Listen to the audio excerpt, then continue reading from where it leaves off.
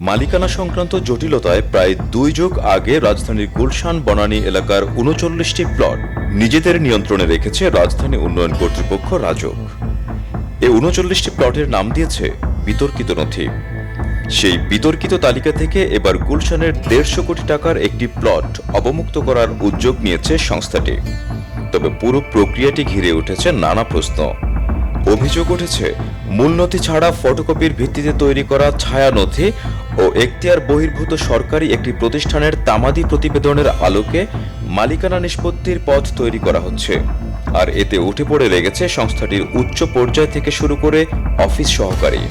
সংশ্লিষ্ট সূত্র বলছে, সবকিছু পরিকল্পনা মাফিক এগুলে গুলশানে সরকারের এই মূল্যবান জমিতে বহুতল ভবন নির্মাণ করবে বেসরকারি আবাসন প্রতিষ্ঠান the structural engineers limited ACL. Rajuk সূত্র জানায়, গুলশানের এইচডব্লিউ ব্লকের ১ ও ২ নম্বর সড়ক সংলগ্ন ২২ কাঠার ৭ নম্বর প্লটটি দীর্ঘদিন ধরে বিতর্কিত ৩৯টি প্লটের তালিকায় ছিল।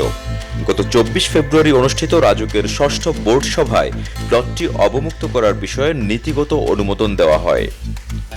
৩৯টি বিতর্কিত প্লটের মালিকানা পরিবর্তন কিংবা দখল বৈধ করার উদ্দেশ্যে বিভিন্ন সময়ে মূল নথি গায়েব করে ফটোকপির ভিত্তিতে নতুন নথি খোলা হয়েছে। আর এই সুবিধা দেওয়ার জন্য প্লট ভেদে ১০ থেকে ৩০ কোটি টাকা পর্যন্ত লেনদেন করা হয়ে থাকে।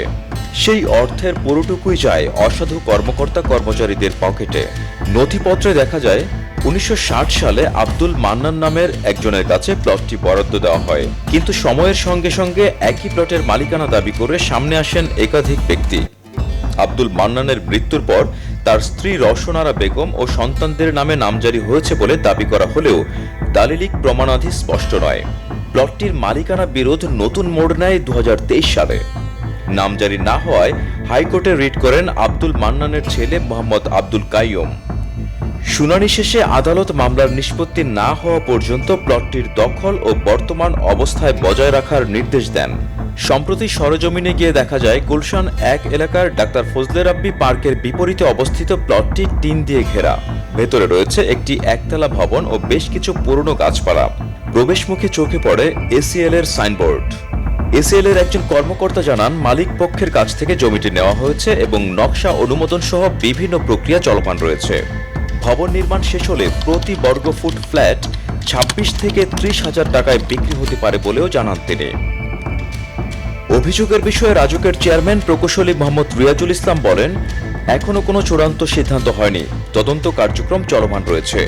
অন্যদিকে এসিএল এর ব্যবস্থাপনা পরিচালক প্রকৌশলী মোহাম্মদ আব্দুল আউয়াল দাবি করেন, প্লটটির মালিকানা নিয়ে কোনো বিতর্ক নেই।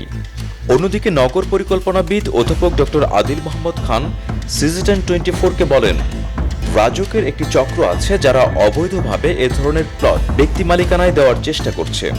তাদের চিহ্নিত করতে সরকারের উচ্চ পর্যায়ে তদন্ত করা উচিত। সেলিনা আক্তারের তথ্যে সুমগ্ন সৌর, সিজিটেন 24।